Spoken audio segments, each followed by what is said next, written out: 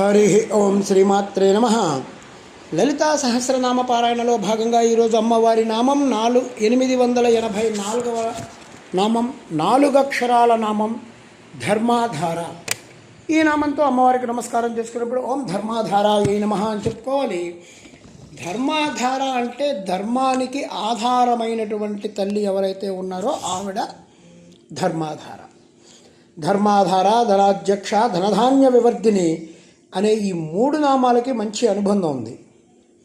అసలు ముందు ఈ 3 నామాలకి విడివిడిగా వాటి అర్థం ఏంటనేది తెలుసుకొని అప్పుడు ఈ నామాలకు ఉన్న అనుబంధాన్ని మనం చూసుకుంటే ఈ గుత్తి, ఈ ధర్మాధార, ధనాధ్యక్ష, ధనధాన్య వివర్ధిని అనే గుత్తి యొక్క అందం మనకు తెలుస్తుంది. మనల్ని ధర్మం ధరిస్తుంది, ధర్మాన్ని అమ్మ ధరిస్తుంది.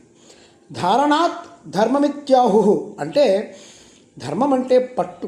కదిలే రైలుకి కింద రైలు పట్టాలు ఎలా ఆధారమో మనకు జరిగే బతుకు బండికి ధర్మం అలా ఆధారం. ఆ ధర్మాన్ని ధరించే తల్లి ధర్మాధార. విశ్వమంతా కూడా ధర్మం మీద నడుస్తోంది. విశ్వ నిర్వహణ అనేటువంటి ఒక యజ్ఞం ఏదైతే ఉందో అది ధర్మం. ఆ ధర్మం ఆధారంగా అది ఆ యజ్ఞాన్ని జరుగుతోంది. కనుక ఆధారమైనటువంటి ధర్మం ఏదైతే ఉందో అది అమ్మవారి రూపం.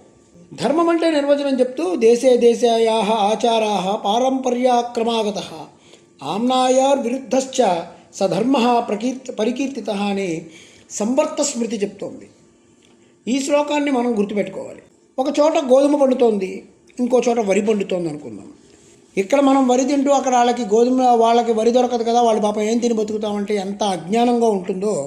ఎక్కడ ఏ ఆహారం దొరికితే ఆహారం వాళ్ళకి అదే గతి. ఇది అర్థం చేసుకోకుండా మనం అన్నం తింటున్నాం, వాళ్ళు అన్నం తినట్లేదు కాబట్టి వాళ్ళు తరించట్లేదు, మనం పూజలు చేసుకుంటున్నాం కాబట్టి వాళ్ళు పూజలు చేసుకోవట్లేదు, తరించట్లేదు కాదు.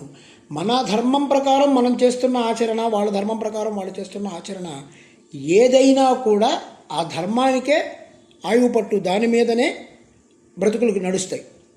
బాగా తరించడానికి అనువైనటువంటి భారతదేశంలో అందమైన ధర్మంలో పుట్టి మోక్షం తప్పకుండా దొరుకుతుంది అన్న ధర్మమున్న దేశంలోనే బతుకుతూ ఉన్నాం కూడా. మనం కూడా ఈ ధర్మాన్ని పక్కకు వదిలి పరాయి ధర్మం వైపు వెళ్ళే వాళ్ళంతా కూడా చక్కని పంటలు పండే నేల తల్లిని వదిలి బంజరు భూమి వైపుకు పరిగెత్తినట్లే. ధర్మం గురించి ఇంత గొప్ప నిర్వచనం ధర్మశాస్త్రం చెప్పింది. శ్రీకృష్ణుడు గీతలో ఎప్పుడో చెప్పాడు, మన ధర్మాన్ని ఆచరించండి, పరధర్మాన్ని గౌరవించండి. అంతేగాని ధర్మాన్ని వదిలేసి పరధర్మం వెంట పడమని చెప్పి ఎక్కడా చెప్పలేదు ఎవరూ కూడా. దేశే దేశేయాః ఆచారాః, మనం ఉన్న దేశంలో ఏ ఆచారం ఉందో అంటే స్వదేశ ధర్మాన్ని వదలరాదు అని చెప్పి భావం. పారంపర్యాక్రమాగతః, ఏ ప్రాంతంలో ఉన్నా మనకి పారంపరంగా వస్తున్న ఆచారాన్ని పాటించాలి. మనం ఇక్కడ భారతదేశంలో ఉన్నాం కాబట్టి భారతదేశ ఆచారం పాటిస్తామండి, అమెరికా వెళ్ళిపోతే కనుక అమెరికాలో ఉన్న ఆచారం పాటిస్తామండి కాదు. నీ పుట్టుక ధర్మానికి ఎలా ఉందో, నీ పుట్టుక ఎలా అయితే ఒక ఆధారంగా మన ధర్మం ప్రకారం ఎలా నిలబడ్డావో, నువ్వు ఎక్కడికి వెళ్ళినా అదే నీ ధర్మం, అదే. నువ్వు దేశం మారినంత మాత్రాన నీ పుట్టుకతో వచ్చిన నీ ధర్మం మారదు. దీన్ని పట్టుకోవాలి. ఆమ్నాయో విరుద్ధశ్చ దేశాచార, మన తల్లిదండ్రులంతా చేసే ఆచారం శాస్త్ర విరుద్ధం కానిదైతే తప్పకుండా మనం ఆచరించి తీరాలి. మన దేశంలో మన పరంపరలో వేదాది శాస్త్ర విరుద్ధం కాని ఆచారమే ధర్మం. ఆ ధర్మంలోనే లోకం ఉంది. ధర్మే సర్వం ప్రతిష్ఠితం అంటే ధర్మమునందే అన్నీ ప్రతిష్ఠించబడి ఉన్నాయి కాబట్టి అది శృతి ప్రతిష్ట ఆధారమైనటువంటి ధర్మమే. అదే అమ్మ స్వరూపం, అమ్మ ధర్మాధార. ధర్మం తెలుసుకొని చేసేటువంటి సత్కర్మలకు యజ్ఞాలనే పేరు పెట్టుకున్నాం. అలాంటి యజ్ఞాలు అమ్మవారికి ఇష్టం కనుక అమ్మ యజ్ఞప్రియ అయింది. మనకి యజ్ఞం చేయాలని బుద్ధి పుడితే అమ్మయే యజ్ఞకర్త్రిగా మనకి అనుగ్రహిస్తుంది, మనలో చేయించే శక్తిగా ఉంటుంది. కనుక అమ్మ యజమాన స్వరూపిణి. ఇవన్నీ ఇంతకు చెప్పాం.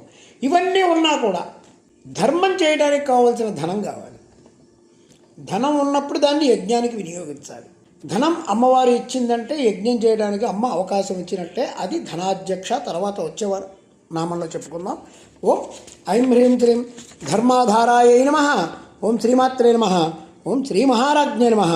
శ్రీమత్సింహాసనేశ్వర్యై నమః.